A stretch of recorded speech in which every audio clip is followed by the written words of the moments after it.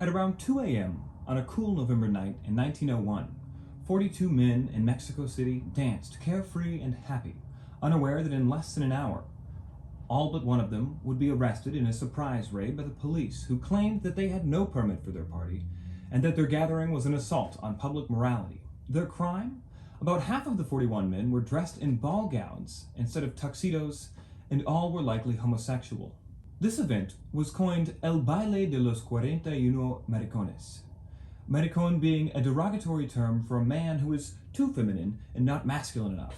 It marked the beginning of what would become the long path to equality for LGBTQ rights in Mexico during the 20th and 21st centuries. The overarching theme of this particular time and place in the progression of LGBTQ rights can be considered the era of the crime that never existed. Being homosexual was not criminalized in 1901 during the Dance of the 41. In fact, it has never been illegal in Mexico to be gay. What was technically criminalized was the act of sodomy. But in reality, what was punished most often was the lack of conformation with the ideas of the traditional masculinity. In effect, gay people were persecuted under an unwritten but universally recognized law: conform to traditional masculine ideas or go to jail. This can be seen in the outcome of the Dance of the 41. Of the 41 men that were arrested, only 19, those wearing ball gowns, were ever charged and punished. These charges sent a message: those who maintained masculine attire maintained their freedom. The 19 who were charged were forced to sweep the streets in their dresses as a form of public humiliation, and then sent to the army in an apparent attempt to fix them. Even this punishment was influenced by their supposed crimes, as there was so much public backlash to the contaminating a proud army with such emasculate men that 19 were consigned to janitorial duties and work in mess halls instead of work on the battlefield. The separating of gays into male and female roles was continued in the first decade of the 20th century by criminologist Carlos Rumignac, who conducted a series of interviews with male inmates at the Gallehr prison on the nature of homosexual acts, which he termed pederasty. While none of the interviewees openly admitted to personally participating in homosexual activity, it was well understood by both parties the large extent to which homosexual acts were present in the prison. The language in these interviews, both by Romagnac and the inmates, equates the passive participant in gay sex to a woman and the active role to a man. This wasn't to say that just because one partner was the masculine role meant that he was free from stigmatism. Quite the opposite. In fact, any participation, passive or active, was revered by both interviewer and inmate as perverted and understood, at least in the official interviews, as deviant, immoral behavior. This behavior was seen as so deviant and against the cultural norms of the day that some prisons housed those considered homosexual in separate areas altogether, a sentiment that comes up in Romagnac's writing. One of the most famous instances of this separated status is Lucumberry Prison's J Ward. The J, or Jota Ward, was the wing of the prison where people who have been convicted for homosexual crimes, or who were considered homosexuals themselves, were housed.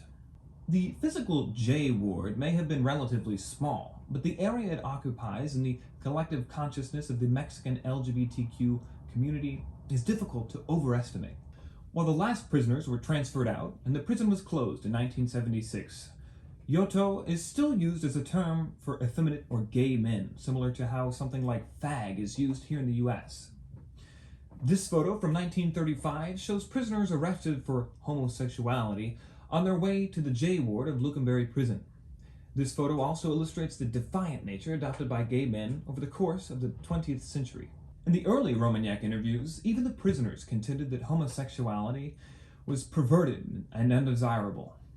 By the 1930s, we can see the prisoners openly flaunting their deviation from the masculine norms, despite the heavy penalties. That defiance would not become organized until a few decades later, however. Many date the emergence of the modern Mexican LGBTQ movement to 1978, when, on October 2nd of that year, a group of gays and lesbians participated in a march in Mexico City, commemorating the 10th anniversary of the infamous government massacre of student protesters at the Plaza de las Tres Culturas.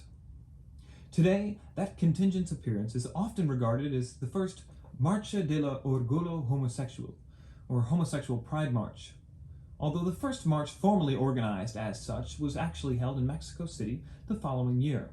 While a definite high point in the history of LGBTQ activism in Mexico, the first Pride Parade was not the end and represented one of the many social issues that drove the government to take a hard right turn in the 1980s.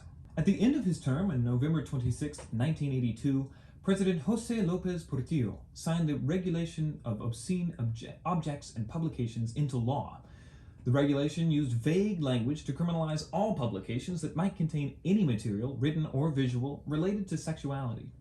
These laws, while facially neutral, in practice affected the gay community most severely, limiting the ability of scholars, journalists, and artists to express the growing view that being gay was no longer a perverted thing.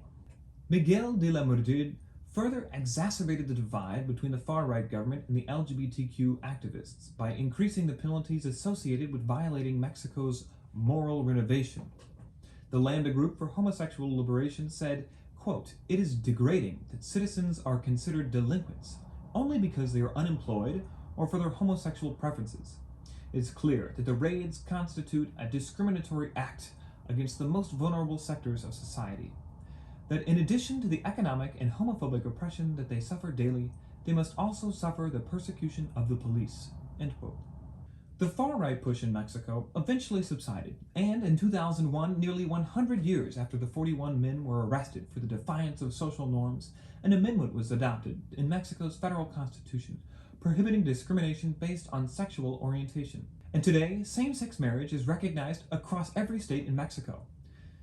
Thanks to the first 41 men who were never able to finish their dance, and to all the activists that followed, slowly tearing down the wall of hegemonic masculinity, all of Mexico can now dance with whomever they want, long into the night, without fear that they will be treated differently under the law, based on whether they choose to wear a tuxedo or instead a flowing ball gown. Thank you for watching.